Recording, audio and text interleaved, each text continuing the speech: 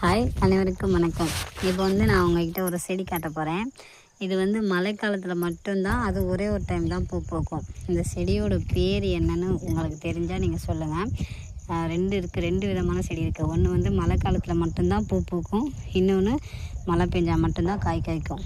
இது நீங்களும் சாப்பிட்டு பறித்து விளையாண்ட அனுபவம் இருந்துச்சு அப்படின்னா ஷேர் பண்ணுங்கள். இதுக்கு நேம் உங்களுக்கு தெரிஞ்சது அப்படின்னா சொல்லுங்கள். இதுதான் அந்த செடி. இது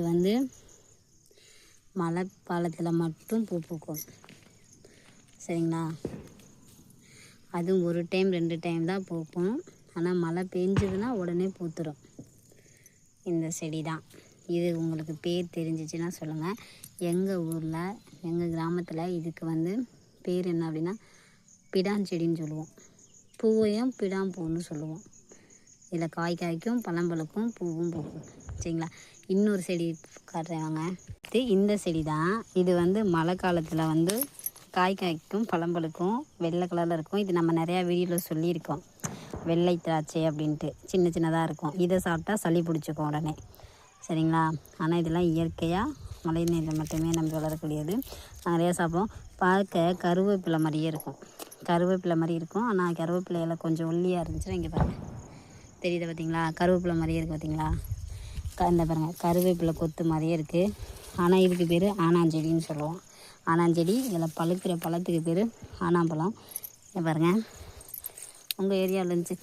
இதோட வாசனையே அப்படியே செம்ம மணக்கும், கம்முன்னு மணக்கும் பார்த்துக்கோங்க. இங்கே பாருங்கள், இதுதான் அந்த பழம். இப்போ போன டைம் ஒரு மாதத்துக்கு முன்னாடி லைட்டாக மழை பெஞ்சுதா, அதுக்கப்புறம் மழையே இல்லை. அதனால் இது பிஞ்சு வந்தோடனே தண்ணீர் இலங்கவும் அப்படியே கறியிடுச்சு. ஆனால் மழை பெஞ்சிக்கிட்டே இருக்கும்போது இதோட பழத்தெல்லாம் பார்த்திங்கன்னா முத்து முத்தாக திராட்சையாக இருக்கும். நம்ம இதுக்கு முன்னாடி ஒரு வீடியோவில் இதோட பழத்தை ஃபுல்லாமே போட்டிருப்போம். இங்கே பாருங்கள், பிஞ்சு விட்டோன்னே மழை இல்லாமல் போச்சு, இது அப்படியே நின்றுச்சு. இல்லைன்னா இது இன்னும் பெருசாக இருக்கும். இது ஆனாம்பழம். கருவேப்பிலை செடி மாதிரியே இருக்குது பார்த்தீங்களா? உங்கள் சைடு இருந்தது அப்படின்னா நீங்கள் அதுக்கு ஏதாச்சும் பேர் இருந்துச்சு அப்படின்னா சொல்லுங்கள், நானும் தெரிஞ்சுக்கிறேன்.